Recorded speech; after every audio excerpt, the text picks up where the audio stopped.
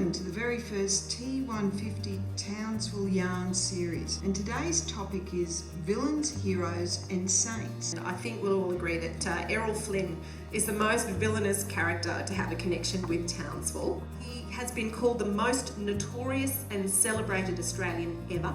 According to a group called Australian Postal History and Social Philately, ERROL FLYNN stayed in the upstairs rooms of the Australian Hotel, and it was reported that he paid for his accommodation by selling signed autographs. My grandmother once told me that when she was a young girl, she believed she saw ERROL FLYNN in Torrens Creek, and apparently this does tie in a bit with his own memoirs, because he said that he was on a sheep station out that way, and that he had been caught in bed with the station owner's daughter and chased off of the station. There was a story that he had a gold mine on Magnetic Island, and people were looking at putting that on the historic register until they found out from a real estate agent that he'd made it all up to improve the value of his property.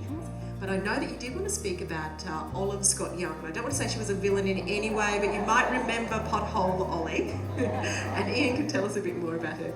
When I came here, I'd constantly hear about this lady that tried to draw attention to problems that the council had by taking direct action and actually sitting in large potholes. She was going to sit in a pothole until something happened.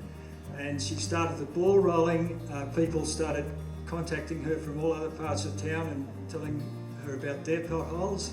Anyway, I think the pothole problem was solved. Bill COOLABURRA was from Palm Island, serviceman. His nickname was COOLABURRA, which is understandable with his last name. Bill was from Palm Island, as I said. He joined the army in 1964 and served for 16 years. He served in Borneo, Vietnam, Malaya and Singapore. And on his return, he went back to Palm Island. And his support for Indigenous youth was paramount on Palm Island, where he actually believed and instigated sport in the community to encourage the youth development over there.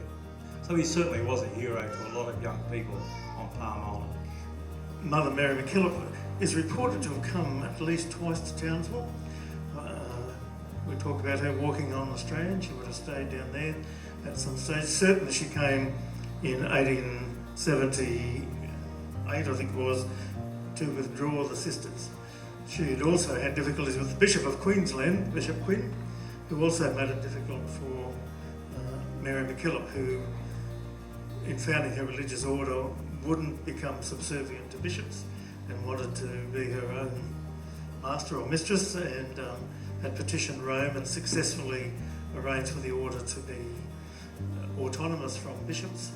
First Mass was held by both the Anglicans and the Catholics in the courthouse on Melton Hill. It was written that on the same day a banquet was held at the Criterion Hotel for Robert Towns and his party. The church records lament that it was a shame that more people attended the banquet at the Criterion Hotel than attended the banquet of the Lord and the Mass earlier in the night.